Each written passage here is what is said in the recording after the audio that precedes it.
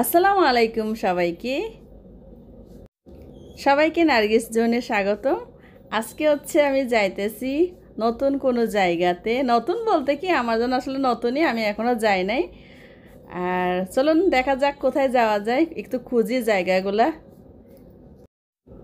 আমার একটা পরিচিত আপু এটা ঠিকানা দিয়েছে, বলল যে বোলার মধ্যে এখনো উদ্বোধন হয় নাই, এক টুকরা সাজেক নাকি পয়রা রয়েছে।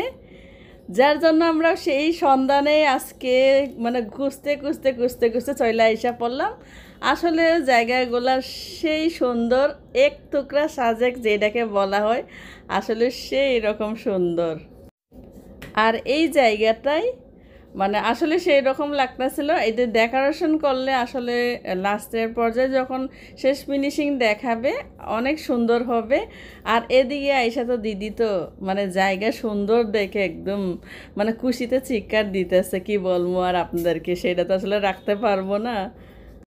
এই জায়গাতেই ঘুরতাছি আর বলতেছি একটু যদি এক সাইড কোনো পাহাড় থাকতো তাহলে কিন্তু মন্দ হইতো না, আপনারাই বলুন তো।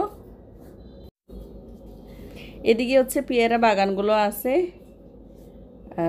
পেয়ারা গাছে অনেকগুলো দইরা রয়েছে। আর এদিকে জানি কিচ্ছু একটা পালছে, গরু ছাগল নাকি, আমি আসলে জানি না সত্যি, আমি এমনি ধারণা করলাম আমার মনে থেকে। এই তো এই জায়গাতে একটু টং সিস্টেমে করছে, দুই সাইড দিয়ে বসা যায়। আর এদিক দিয়ে দিদি জায়গাটা অনেক সুন্দর, খুশি হইতেছে।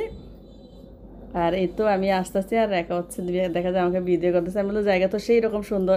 আমি দিদিকে বলতেছি যে আমি আপনাকে অনেক সুন্দর জায়গাতে নিয়ে আসছি। দিদি বলতেছে কথা বললো না, একটু শুয়া নেই। দিদি এখানে এসে দেখা যায় যে রিল্যাক্স হইতেছে। আমি বলতেছি যেন মনে আমরা গাড়ি জার্নি করে অনেক দূরে আসছি, যার জন্য আমরা একটু এদিকে রেস্ট নিতেছি। আর এদিকে দিদি আর রেখা ফটোশ্যুট করতেছে। এর ফাঁকে আমি তাদেরকে ভিডিও করে নিতেছি। আর অবশ্যই এই দোলনাতে আমিও অবশেষে উঠে গেলাম, কারণ এই দোলনা আমার অনেক পছন্দের। কারণ আমি ছোটোবেলা থেকে এই ধরনের দোলনাতে উঠছি, চড়ছি। আপনারা তো সবাই জানে না, দেখেন আমাদের পাহাড়ি অঞ্চলে বাচ্চাদেরকে এইরকমই ঘুম পাড়ানো হয়। আর আমিও তো প্রায় 12-13 বছর বা 15 বছর পর্যন্ত এইরকমই শুয়েছি। যাই হোক, আমাদের ছোট্ট একটা সাজেক আপনাদের সাথে শেয়ার করলাম। আমি জানি না কেমন লাগবে কার, কিন্তু আমার কাছে অনেক ভালো লাগছে। সবাই ভালো থাকবেন, আল্লাহ।